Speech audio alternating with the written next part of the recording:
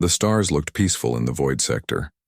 Captain Timon stood on the bridge of the Harmony's edge, watching empty space through the main screen. His blue skin had a calm glow, typical of the Valari people when they felt safe. The void sector had been dead for over 1,000 years. Nothing lived here. Nothing moved here. It was the perfect place for a quiet research mission. "Captain, we have something strange on the sensors," said Science Officer Hai Jin. Her forearms moved quickly over the control panels. Like all Zentari, she could work on many tasks at once, but today, all her attention focused on one reading that made no sense. Taemin walked over to her station. "What kind of strange?" "A ship, sir. A very big one. It's been drifting here for centuries, maybe longer." Yejin's voice had worry in it. "But Captain, the materials, they're more advanced than anything we use today." The main screen changed to show their discovery. Everyone on the bridge became quiet. The ship was huge, larger than 3 council vessels put together. Its shape looked wrong somehow. Where council ships had smooth, curved lines that spoke of peace and exploration, this vessel had sharp angles and hard edges. Dark metal covered its surface, scarred with countless marks from old battles. "By the eternal peace," whispered cultural anthropologist Dayun. She was small even for a Kireth, but her knowledge of different species made her valuable on research missions.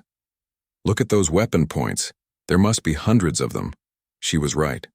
The strange ship bristled with guns, missile ports, and devices they couldn't identify. Even sleeping and powerless, it looked dangerous. The design spoke of a species that thought about war before anything else. Engineer Wu Jin, whose people, the Mektar, were known for building things, studied the ship's structure. "Captain, whoever built this understood warfare better than anyone in our databases. See how the armor is layered? How the weapon systems cover every angle? This isn't just a warship, it's a mobile fortress." Taemin felt uncomfortable. The Galactic Council had enjoyed peace for 800 years. Wars were things from history books. Most species had forgotten how to make weapons. But this ship was built by people who understood violence very well. "Can you read the markings on the hull?" he asked. Linguist Su Young moved her tentacles over her translation computer. The Aquari were the best language experts in the galaxy. If anyone could read the strange symbols, it would be her. "Working on it, Captain. The symbols are old, but they follow patterns I've seen before. Give me a moment." While she worked, the bridge crew continued their scans. Each new discovery made them more nervous. The ship had massive engines designed for quick escapes or aggressive attacks. Its hull could withstand weapons that would destroy most council vessels. Even the small details were military. The airlocks looked like fortress gates, and the few windows were narrow slits that would be hard to target. "Got something," Su Young announced. "The name is Eternal Vendetta, and these smaller symbols, I think they say United Earth Ship. Captain, I don't think this vessel belongs to any species we know." "Earth?" Taemin had never heard that name before. "Check the council databases. See if any member world goes by that name." Navigation officer Minho worked at his station. The young Stellan's silver skin flickered as he searched through thousands of worlds. "No matches, Captain. No current or historical records of any planet called Earth. No species that calls themselves humans." "Humans? That's what the biosignatures suggest, sir. The life support systems were designed for a species called humans. But Captain, according to our scans, this ship has been drifting for over 1,000 years. If this species still exists, where are they?"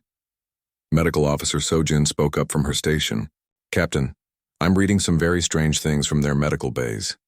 The equipment is designed to treat injuries that come from constant warfare. Battlefield surgery, trauma treatment, psychological therapy for combat stress.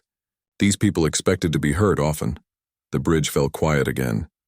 Everyone stared at the ancient ship. It told a story none of them wanted to believe.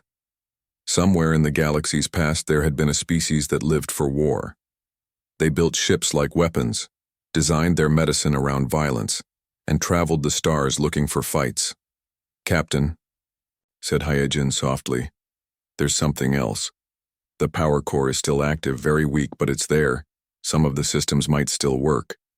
Taemin made his decision. As a council officer, it was his duty to investigate historical discoveries. But as a peaceful being, everything about this ship scared him. Prepare a boarding team. Small group, scientific equipment only. We need to understand what this ship is and where it came from. Sir, said Security Chief Bo Young, should we call for backup? This vessel is clearly designed for combat. It's been dead for 1,000 years, Bo Young. What harm can it do now? As the crew prepared to dock with the ancient vessel, none of them noticed the small lights beginning to flicker inside the Eternal Vendetta. The ship's computers had detected their approach. Ancient programs were starting to wake up, programs written by a species that never trusted peaceful intentions. The docking went smoothly. The human ship's airlocks were built to connect with different vessel types, suggesting its builders had encountered many species before. When the Harmony's Edge linked up with the derelict, air began flowing between the ships. Atmosphere is breathable, reported Sojin. A little high in oxygen, but safe for most of our species. The boarding team gathered at the airlock. Taemin led the group, followed by Hyejin with her scientific equipment, Da-Eun with her cultural analysis tools, and Woojin carrying engineering scanners. Sojin brought medical supplies just in case. Remember, Taemin told his team, we're here to learn, not to disturb anything. This ship is a historical treasure, possibly the only record of a lost species. We treat it with respect. The airlock opened with a soft hiss. Beyond lay a corridor that stretched into darkness. Emergency lighting flickered on as they entered, responding to their movement. The hallway was wide enough for many people to walk together, with alcoves every few meters that once held weapons. Look at these walls, whispered Da-Eun. She pointed to metal plates covered with tiny symbols. These aren't decorations, they're names. Thousands and thousands of names. Su-Young ran her translator over the symbols. Memorial walls. These are the names of the dead. Captain, there are millions of names here. They walked deeper into the ship, their footsteps echoing in the silence. Every corridor told the same story.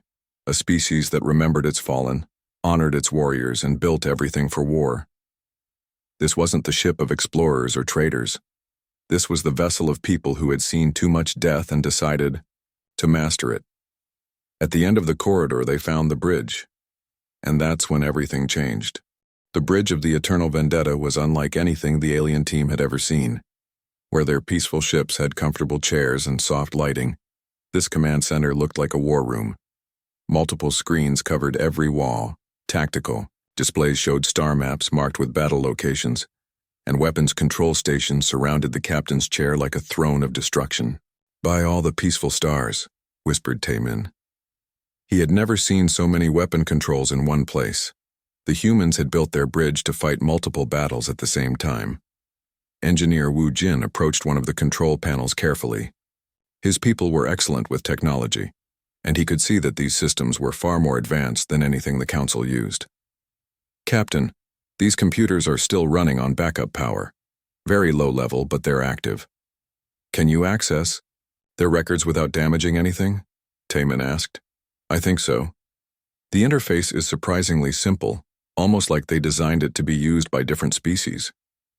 Wu Jin's mechanical hands moved over the controls. Wait.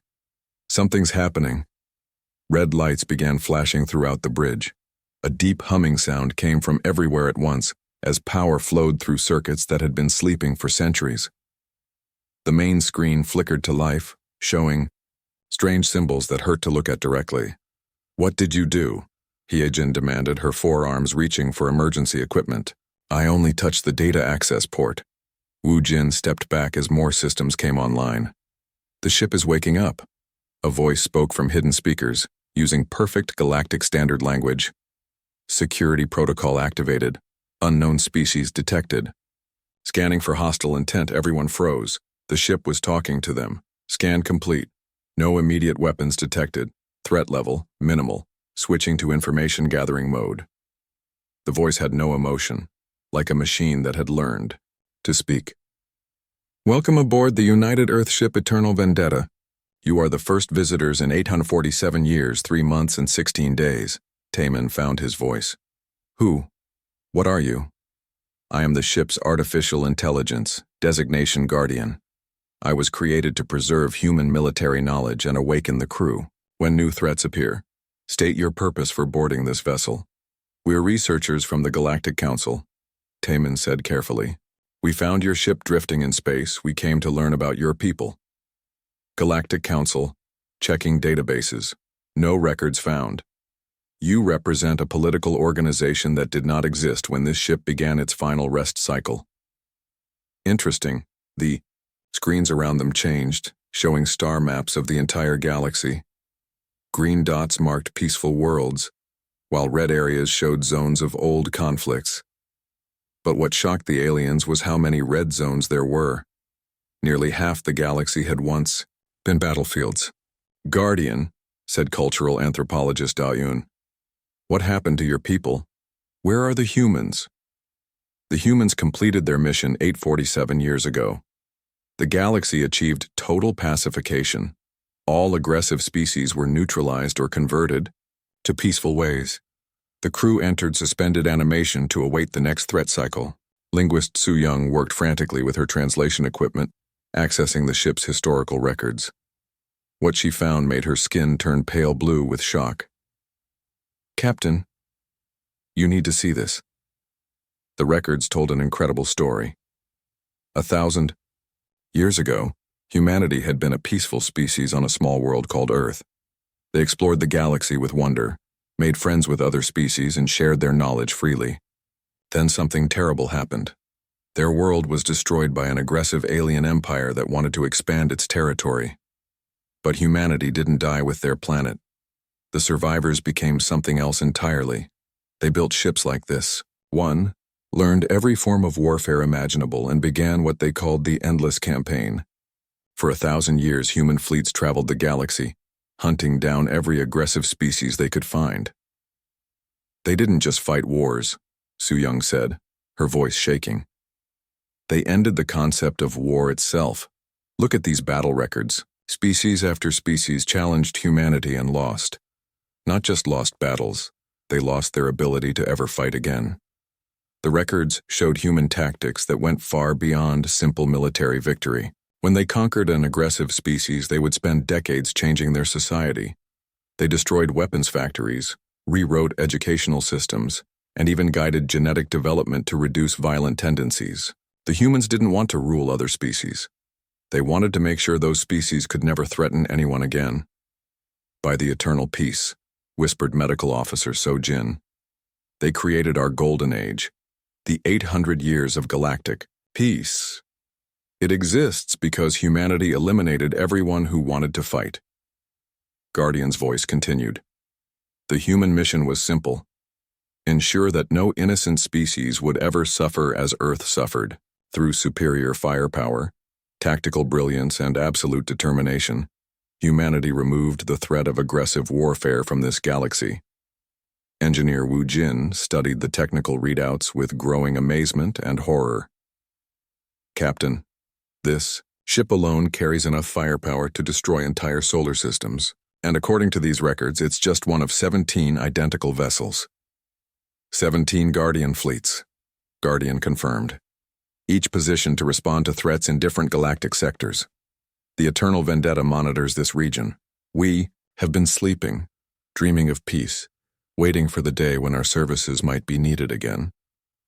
Hyejin's scientific instruments were recording massive energy readings from deeper in the ship.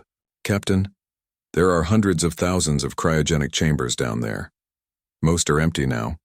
The occupants died of old age in their sleep, but some still show life signs. The Volunteer Corps, Guardian explained. Humans who chose to sleep until the galaxy needed them again.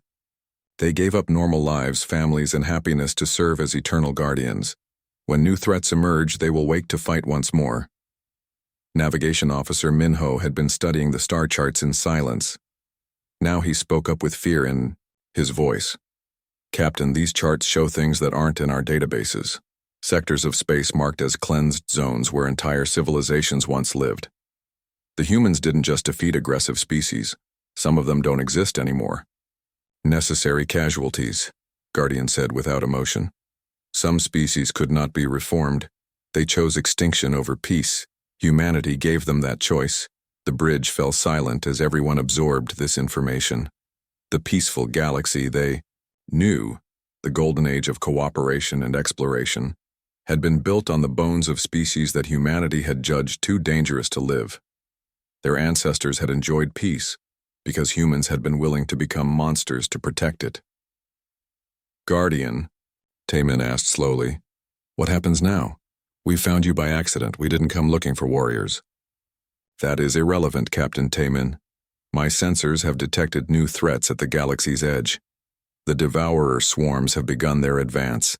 They consume entire solar systems, leaving nothing but empty space. Your peaceful species cannot stop them. The main screen changed to show images that made everyone's blood freeze. Vast clouds of organic ships were moving between the stars, eating everything in their path. Whole civilizations were disappearing, leaving only dead worlds behind. The threat assessment is clear, Guardian continued. The devourer swarms represent an extinction-level danger to all galactic life. Emergency protocols are now active. Beginning. Revival procedures for minimum crew complement. Estimated time to combat readiness. 72 hours. Deep in the ship, machines that had slept for centuries began to hum with power. Cryogenic systems started their wake-up cycles. Weapon manufacturing began producing ammunition. The eternal vendetta was preparing for war. You cannot do this without council approval, Taemin protested. The Galactic Council did not exist when humanity accepted the role of Galactic Guardian. Your approval is not required. We will defend this galaxy, as we always have, whether you want our protection or not. The aliens realized they had made a terrible mistake. They came looking for history and accidentally awakened something that could reshape the future. Humanity's long sleep was ending, and the galaxy would never be the same. Guardian led the alien team deeper into the eternal vendetta, and each new section revealed horrors they had never imagined. The ship wasn't just a vessel, it was a floating monument to humanity's mastery of destruction. Every corridor, every room, every piece of equipment told the same story. These people had turned warfare into an art form. This way to the primary weapons bay, Guardian announced as they followed glowing floor lights through passages wide enough for armies to march through. I believe you will find humanity's approach to conflict resolution most educational. Weapons. Specialist Ji-hoon had joined them from the Harmony's edge. His people, the Thrakari, had once been warriors themselves, but that was centuries ago. Now they served as peacekeepers, using ancient knowledge to prevent conflicts. But as they entered the weapons bay, Ji-hoon realized how little his ancestors had truly understood about war. The chamber stretched beyond sight, filled with devices that shouldn't exist.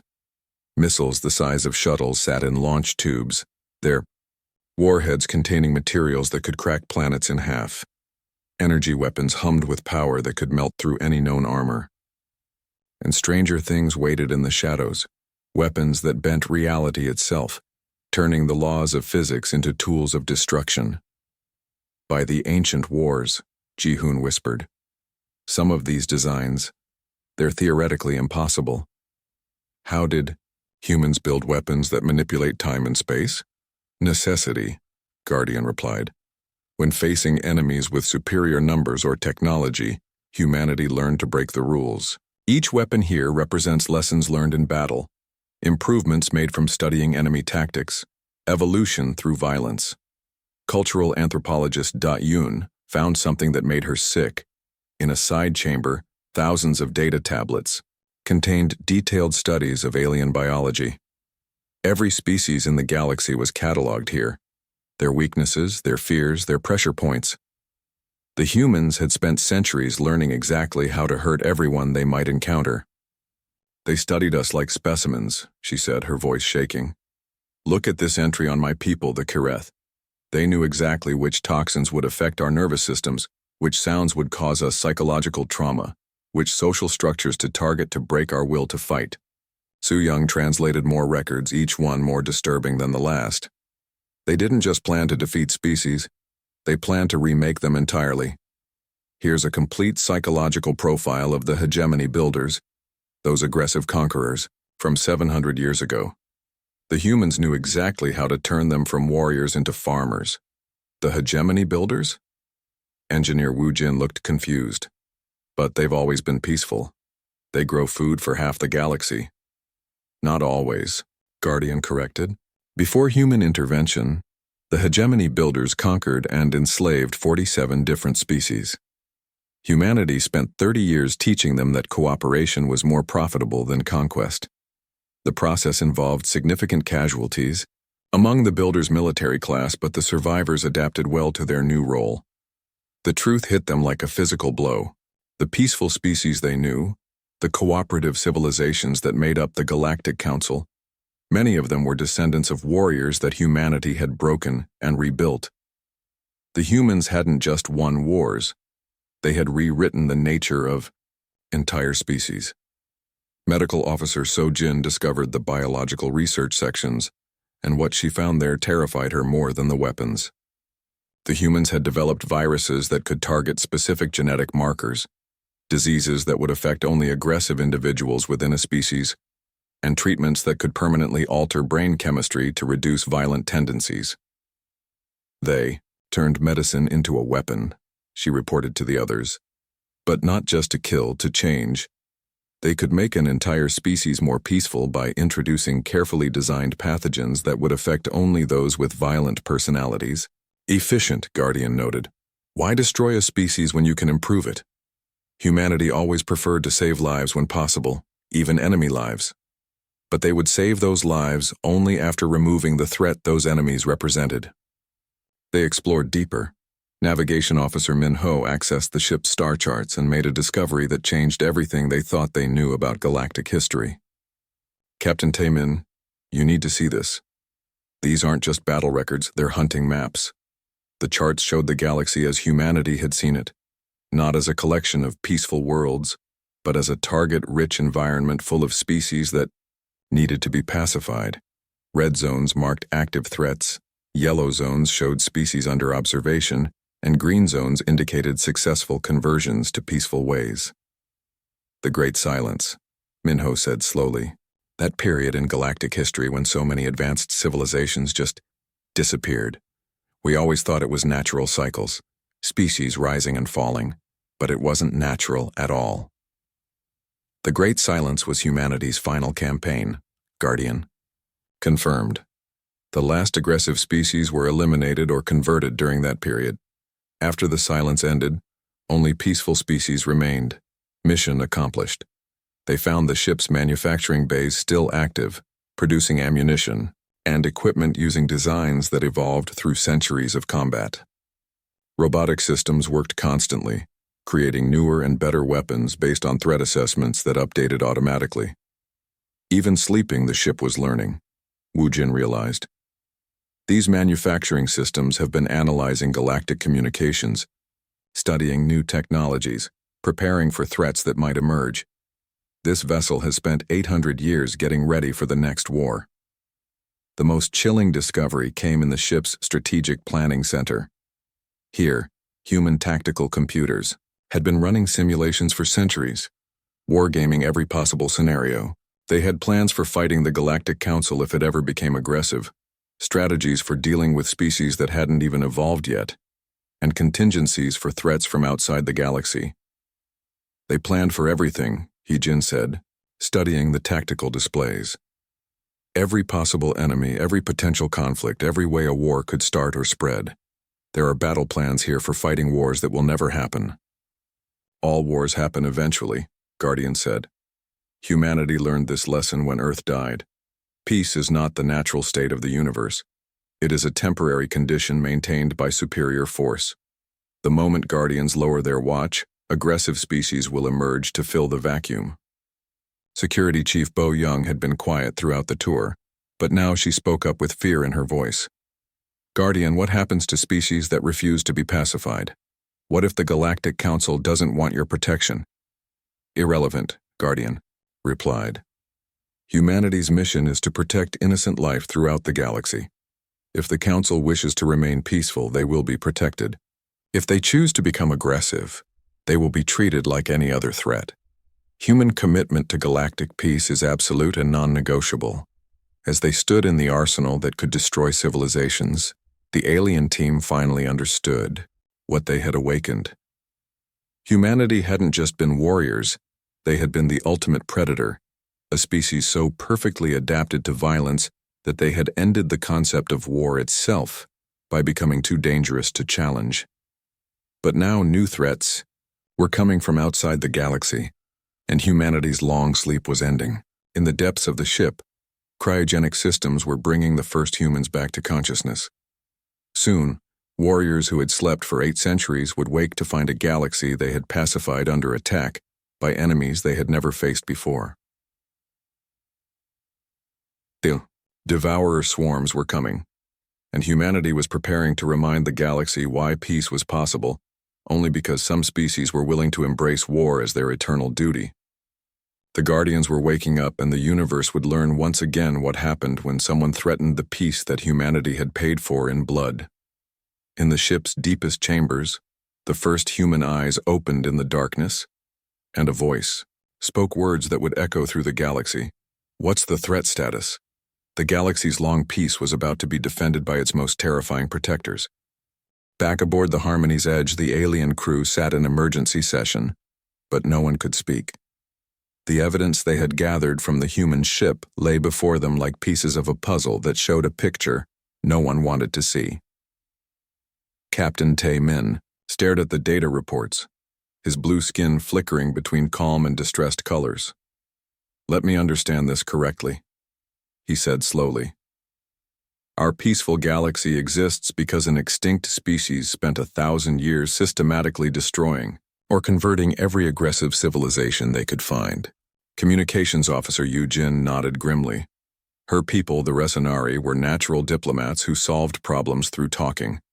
But the human records showed conflicts where talking had failed completely. "Captain, I've been analyzing the historical data. Every major war in recorded galactic history ended the same way: human intervention followed by the complete transformation of the aggressive species. Or their extinction," added intelligence analyst Yoon Soo. The small, precise Dataxi was excellent at finding patterns in complex information. "I count 47 species that simply vanished from the galactic record during humanity's active period. Not evolved, not relocated, vanished." Science Officer Hai-jin had been running calculations on her portable computer. "The mathematics are terrifying. Humanity achieved a 100% success rate in ending conflicts. Every war they entered, they won. Every aggressive species they encountered was either converted to peaceful ways or eliminated entirely. No exceptions in 1,000 years of warfare." Medical Officer So-jin looked sick as she reviewed the biological warfare data. They didn't just defeat enemies through superior weapons. They used targeted diseases, genetic modifications, and psychological conditioning. Some of the peaceful species we know today are descended from warriors, whose very brain chemistry was altered by human intervention. The implications were staggering. The Galactic Council represented 200 peaceful species living in harmony across the galaxy. But according to the human records, many of these species had once been conquerors, slavers, and destroyers. Humanity had found them, defeated them, and rebuilt them into something better. "My own people," whispered cultural anthropologist Da-yoon. "The Kireth have always been philosophers and artists. But there are gaps in our early history, periods we don't remember clearly. What if we weren't always peaceful? What if humanity made us this way?" Captain Tae-min faced the hardest decision of his career. As a council officer, he was required to report major discoveries to the central government. But reporting this would cause panic across the galaxy. How do you tell 200 peaceful species that their ancestors were monsters tamed by an even more terrifying monster? "Sir," said Navigation Officer Minho, "we have another problem. The devourer swarms are real. Our long-range sensors confirm it. Something is consuming star systems at the galaxy's edge. Entire civilizations are disappearing, just like the human ship's AI said." The main screen showed the horrifying truth. Dark clouds of organic ships were moving through space, eating everything they encountered. Planets, stars, space stations, all consumed and converted into more devourer vessels. The swarms had already destroyed a dozen systems and were accelerating toward the galaxy's populated regions. How long before they reach Council space? Taemin asked.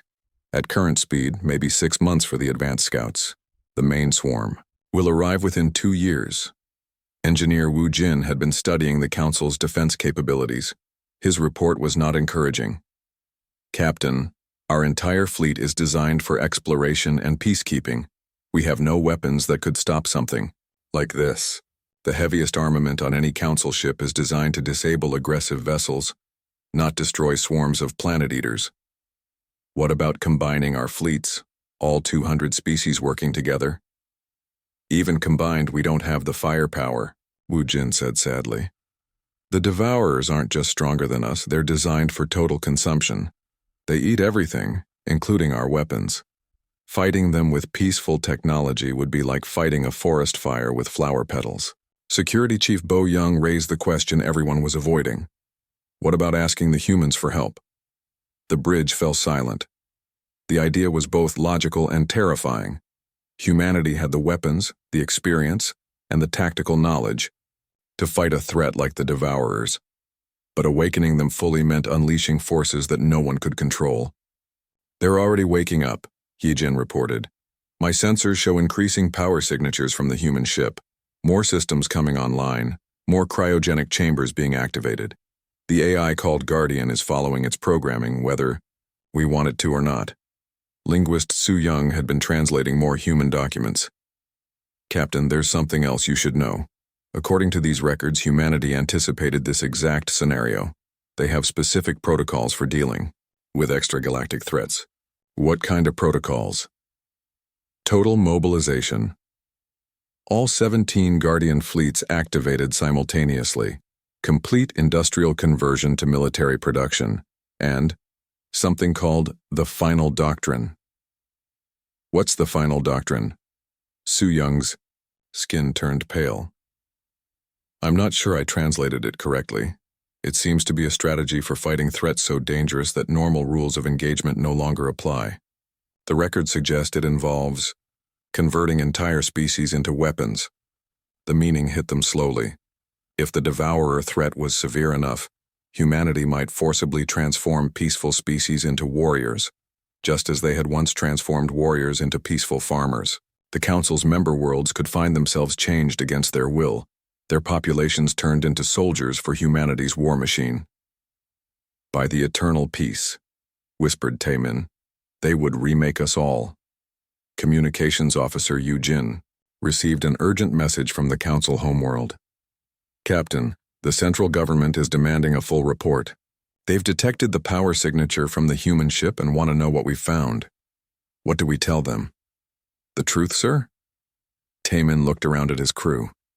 These peaceful beings had spent their entire lives believing that cooperation and understanding could solve any problem. Now they faced a choice between extinction and accepting protection from guardians who might be worse than the enemies they fought. If we report this discovery, he said slowly, the Council will panic. Some species will demand the human ship be destroyed before it can fully awaken. Others will want to use the humans as weapons against their own enemies. The unity we've built over 8 centuries will collapse. And if we don't report it? Asked Bo Young. Then we're gambling the lives of every peaceful being in the galaxy on the hope that humanity will protect us without taking away our freedom. Intelligence analyst Yun Su had been monitoring communications from the human vessel.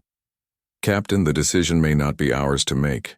The ship's AI has been accessing our data networks, learning about the current galactic situation. It's also sending signals to the other Guardian fleets. Other fleets? The 17 ships are in contact now. They're sharing information, coordinating their response. Whatever humanity decides to do, they'll do it together. As they debated, alarms began sounding throughout both ships. The human vessel was moving, its massive engines coming online for the first time in centuries. On the main screen, they watched the Eternal Vendetta slowly rotate to face the galactic rim, where the devourer swarms continued their advance. Guardian's voice echoed through their ship's communications system. Attention. Galactic Council vessel. Threat assessment complete. Devourer swarms represent extinction-level danger to all galactic life. Guardian Fleet 7 is assuming active status. Other fleets are responding to alerts. Estimate full mobilization within 30 standard days. Wait, Taemin called out. You can't just decide this for everyone. The Council has the right to choose how we defend ourselves. The Galactic Council has no experience with existential threats, Guardian replied. Your species have lived in peace for 8 centuries precisely because humanity removed that choice from previous generations. We will not allow that sacrifice to be wasted. The truth was inescapable. The peaceful galaxy they knew had never really been free to choose its own destiny. Humanity had made the choice for them long ago, and now the Guardians were making it again. The only question was whether the current generation would accept protection from their terrifying protectors, or try to fight for a freedom they had never actually possessed. As the human ship prepared to leave, heading toward a war that would determine the fate of every living being in the galaxy, the aliens realized they were no longer just observers of history. They had become part of a story that began 1,000 years ago with humanity's promise to never let another species suffer as Earth had suffered. The Guardians were awake, and the galaxy's long peace was about to be paid for in blood once more. The first human to wake up from 8 centuries of sleep did not scream, cry, or ask where she was. Commander Hanul opened her eyes in the cryogenic chamber, assessed her surroundings with the cold efficiency of a professional soldier, and spoke her first words in 800 years. Guardian, report threat status. The alien team watched through security feeds as the human came fully awake. She was smaller than they expected, no taller than an average Kireth with dark hair and the kind of scars that spoke of many battles. But there was something in her movements, a deadly precision that made even seasoned peacekeepers step back from their screens. Devourer swarms detected at Galactic Rim, Guardian responded. 17 civilizations confirmed destroyed. Rate of advance suggests total galactic consumption within standard time frame unless stopped. Understood. Hanul stepped out of her chamber and began dressing in clothing that had waited 8 centuries for her return. Status of other fleets? Guardian fleets, 2 through 16 responding to activation protocols. Fleet 1 maintaining deep space. Position per final orders. Estimated time to full mobilization, 28 days. Too slow. Begin emergency wake-up procedures for essential personnel. I want tactical staff, engineering crews, and strike team leaders conscious within 12 hours. Hanul's voice carried absolute authority. She had been humanity's weapon for so long that command came naturally, even after centuries of sleep as she spoke. More cryogenic chambers throughout the ship began their wake-up cycles. Humans emerged one by one, each showing the same frightening calm. They didn't celebrate their revival or mourn the centuries they had lost. They simply asked for their assignments and began preparing for war. Captain Taemin tried to establish communication. Commander Hanul, this is Captain Taemin of the Galactic Council vessel Harmony's Edge. We need to discuss your plans before you take any action. Hanul looked directly at the camera, and her eyes held depths of experience that made Taemin's peaceful existence seem like a child's game. Captain, I appreciate your position, but discussion is a luxury we don't have. The Devourers advance every moment we delay. Guardian, show me current enemy positions. The ship's main screens displayed tactical information that made the aliens sick to see. The Devourer swarms weren't just consuming planets, they were growing stronger with each system they ate. What started as isolated attacks had become a coordinated advance, with multiple swarm groups moving toward the galaxy's most populated regions. Analysis complete, Guardian announced.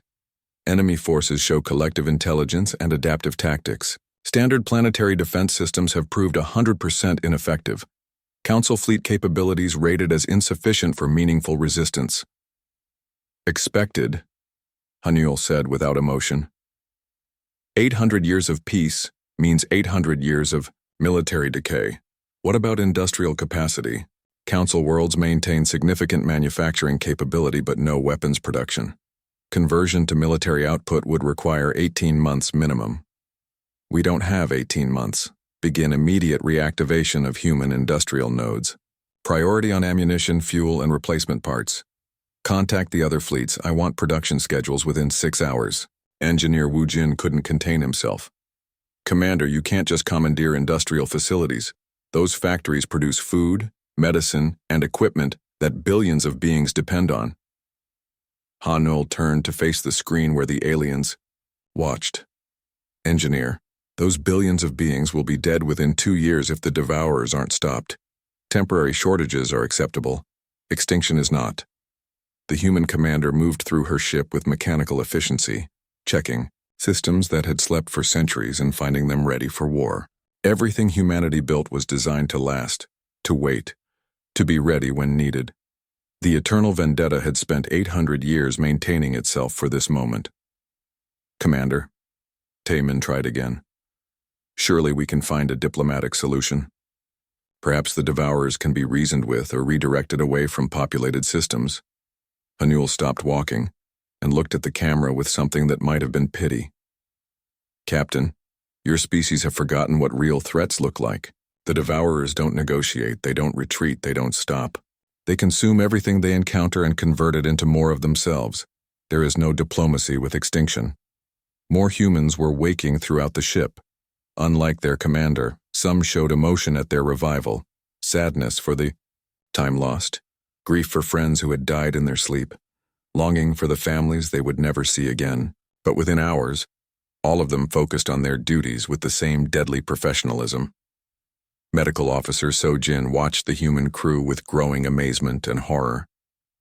They move like they're still fighting the same war they went to sleep during.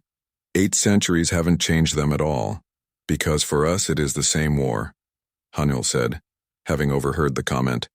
Humanity fights one war that never ends, the war against those who would destroy innocent life. The enemy changes, but the mission remains constant. Guardian provided tactical updates as more human systems came online. Commander, long-range reconnaissance has detected Devourer scout groups moving toward Council space. Estimated contact, with outer colonies in 4 months. Acceptable timeline. How many Guardians can we wake without compromising long-term mission capability? Current threat assessment suggests moderate activation level. Recommend 15% crew revival for primary response. Reserve forces to remain in stasis pending escalation. Agreed. But Guardian, prepare contingency protocols for full activation. If the Devourers prove more dangerous than expected, I want every human combat ready within 72 hours. Communications Officer Yujin had been monitoring signals throughout the galaxy. Commander, the Galactic Council is demanding you report to their central government before taking any military action. Hanul's expression didn't change, but something cold flickered in her eyes. The Council may make demands when they have the ability to enforce them. Until then, they will accept our protection whether they want it or not. As the Eternal Vendetta completed its transformation from sleeping monument to active warship, the aliens realized how completely their situation had changed. For 8 centuries, they had believed themselves free to choose their own destiny. Now they discovered that freedom had always been an illusion, maintained by Guardians, who had never really gone away. Guardian, Hanul ordered. Signal the other fleets. Operation Eternal Peace is active. Rules of engagement. Total elimination of Devourer forces. Protection of all galactic life. Minimal acceptable casualties among peaceful species. Authorization Code Omega-77. Throughout the galaxy, ancient signals reached sleeping Guardians. On 16 other ships like the Eternal Vendetta, cryogenic systems began their wake-up cycles. Humanity's greatest warriors opened their eyes to find the peace they had died to protect under attack by enemies from beyond the stars. The response was immediate and coordinated. Industrial facilities that had produced civilian goods for centuries received new programming and began manufacturing weapons. Mining operations switched to extracting materials for ammunition. Research stations started developing new tactics for fighting an enemy humanity had never faced before. But perhaps most terrifying of all, recruitment centers activated on worlds throughout the galaxy. The humans began identifying members of peaceful species who showed potential for military service, not asking for volunteers, identifying candidates. If the Devourer threat proved severe enough, humanity was prepared to draft soldiers from every species in the galaxy. Commander, Taman made one final plea. Please don't take away our choice. We're not the same species you protected 8 centuries ago. We've grown, changed, learned. Let us help defend our own galaxy. Hanul considered his words for a long moment. When she spoke, her voice carried 800 years of weariness. Captain, your species had the choice to maintain the ability to protect themselves. You chose to forget how to fight. You chose to trust that peace would last forever. You chose to believe that someone else would always be willing to pay the price for your safety. The human ship completed its departure. Preparations. Engines that could bend space-time prepared to carry humanity's most dangerous warriors toward a war that would determine whether life itself could survive in their galaxy. That someone else is us, Hanul continued. We chose to sleep instead of die so we could wake when you needed us. We chose to carry the burden of violence so you could live in light. That choice was made 1,000 years ago, and it doesn't change because you've forgotten the cost of peace. The Eternal Vendetta disappeared into hyperspace, carrying its crew toward the galactic rim where the Devourer swarms continued their advance. Behind them, the galaxy began its transformation from peaceful paradise to fortress world, protected by guardians who had never learned to stop fighting. In the depths of space, 16 other Guardian fleets began their own journeys toward war. Humanity's long sleep was over, and the universe would learn once again why some species chose to embrace darkness so others could live in light. The Guardians were awake, and the galaxy's enemies would discover what it meant to face beings who had made peace their religion and war their eternal sacrament.